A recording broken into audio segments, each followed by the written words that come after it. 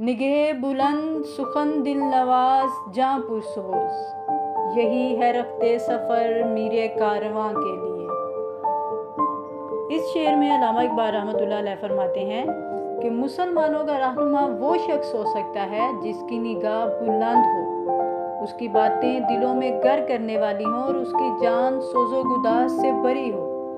मतलब ये कि जिस मुसलमान में ये 3 खूबियाँ पाई जाती हैं वही कौम का रहनुमा बन सकता है। निगाह की बुलंदी से मकसद ये है कि उसके पेश नज़र बुलंद मुकासिद हों, उसकी निगाह की तेज़ी हालात को बांपने की सलाहियत रखती हो, इस्लाम को दुनिया में सरबुलंद और सब पे गालिब करने का तहैया किए हुए हो।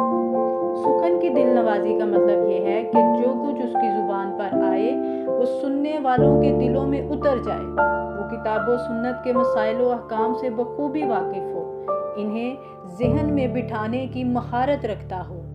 तीसरी खसूसियत ये है कि वो अहले काफिला की बेहतरी और बहबूद का ज़्यादा से ज़्यादा दर्द रखता हो, उसकी जान पुरसोज हो, यानी वो इश्क़ रसूल सल्लल्लाहु अलैहि वसल्लम में फ़ना हो चुका हो।